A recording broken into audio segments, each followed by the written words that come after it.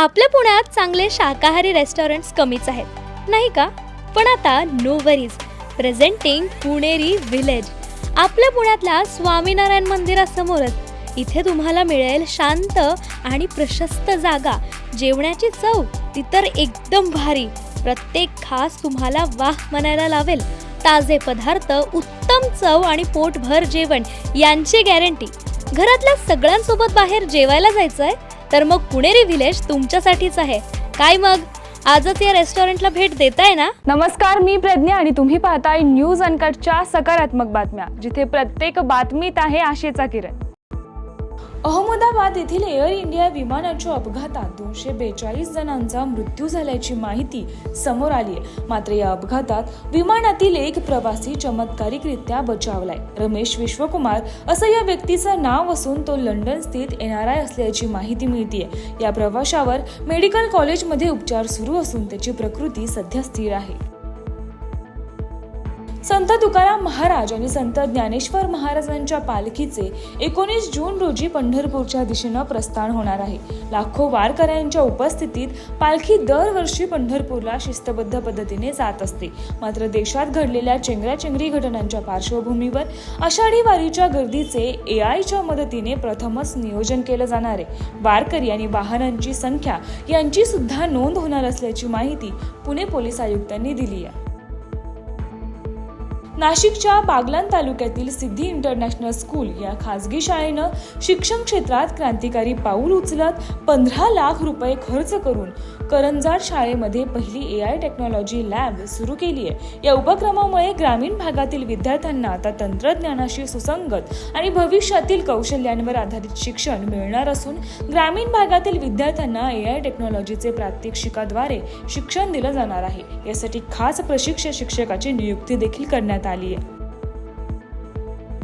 मोडी लिपीचे अभ्यासक दिलीप निवृत्ती निकम यांनी श्रीमद भगवद्गीतेतील 1 ते 18 अध्यायातील सर्व 700 श्लोकांचे मोडीमध्ये रूपांतर केले.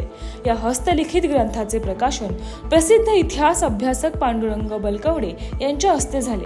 मोडी लिपीचा इतिहास खूप जुना असून मोडी लिपी ही मराठी भाषा लिहिण्यासाठी वापरली जाणारी एक जुनी लिपी असल्याची माहिती इतिहास अभ्यासक बलकवडे यांनी दिली.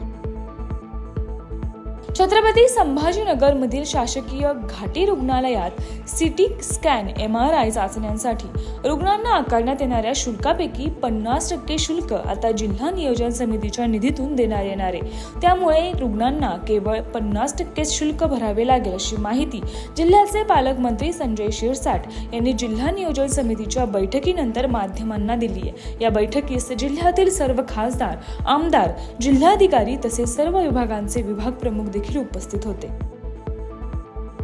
टिळक महाराष्ट्र विद्यापीठात MA in Indian knowledge system हा पदव्युत्तर अभ्यासक्रम सुरू करण्यात आलाय. मराठी माध्यमातून चालणारा अशा प्रकारचा हा पहिलाच अभ्यासक्रम असून या पदव्युत्तर अभ्यासक्रमाची रचना UGCची मार्गदर्शक तत्वे आणि राष्ट्रीय शैक्षणिक धोरणानुसार करण्यात आली आहे. अभ्यासक्रमात 14 विद्या, 64 कला, भारतीय न्याय व्यवस्था, कौटिल्य, अर्थशास्त्र, साहित्याचा इतिहास यांसह इतर विषयांचा समावेश असल्याचे विद्यापीठाकडून सांगण्यात आले.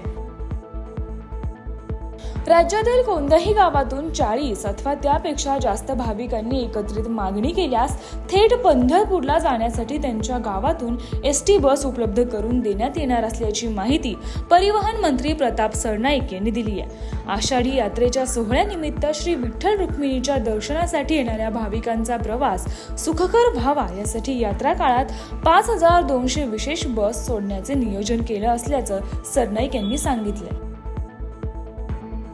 महाराष्ट्र क्रिकेट संघटनेच्या वतीनं आयोजित अदानी महिला महाराष्ट्र प्रीमियर लीग स्पर्धेच्या अखेरच्या साखळी सामन्यात पुणे वॉरियर्सने सोलापूर स्मॅशर्सवर विजय मिळवलाय.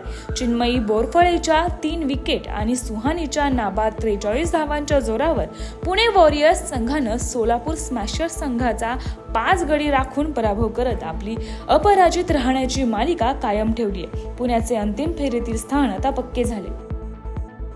या बातमीसह न्यूज अनकटच्या सकारात्मक बातम्यांमध्ये इथेच थांबूया. अशाच आशादायी बातम्यांसाठी पाहत रहा न्यूज अनकट.